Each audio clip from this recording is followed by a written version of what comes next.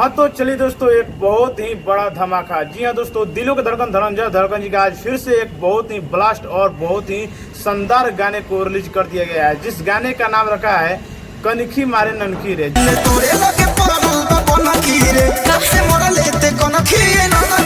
जी हाँ, कनखी मारे ननकी रे इस गाने का टाइटल है। बाकी दोस्तों बात कर लूँ तो इस गाने को गाए हैं दिलों के धड़कन धनंजय धड़कन जी, और साथ में इस गाने को लिखे हैं राहुल रौशनी जी। जी हाँ, तो गाना बहुत ही ब्लास्ट है क्योंकि इस गाने में एक्ट किए हैं दिलों के धड़कन धनंजय धड़कन जी और प्रीति तिवारी जी। जी हाँ दोस्तों, दोनों आदमी मिल करके काफी बेहतरीन एक्टिंग की है इस गाने में। मैं बता नहीं सकता, आप लोग खुद इस वीडियो को देखिएगा तो पता चल जाएगा कि क्या ही इसमें एक्टिंग किया गया है। लेकिन दोस्तों बात कर लूँ इस गाने के क्वालिटी के बारे में, तो दोस्तों क्वालिटी पूरा हाई लेवल का है इस गाने में, जो कि आप लोग सुनिएगा तो आपको दिल को छू जाएगा। तो आप लोग अभी तक इस गाने को नहीं सुने हैं, नहीं देखे हैं, तो जाइए, इस गाने को फाइनली रिलीज किया गया है गीत रिकॉर्ड के यूट्यूब चैनल पे। जी हाँ, गीत रिकॉर्ड के यूट्यूब चैनल पे, तो आप लोग जाइए और गीत रिकॉर्ड सर्च कीजिए, इस गाने को सुनिए, ढेर सारा प्यार दीजिए।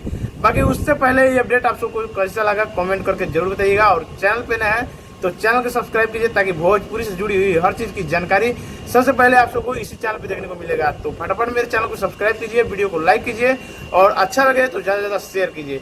चलिए फिर मिलते हैं किसी न्यू धमाल अपडेट के साथ, तब तक के लिए जय हो भोजपुरी, जय हो भोजपुरी समाज।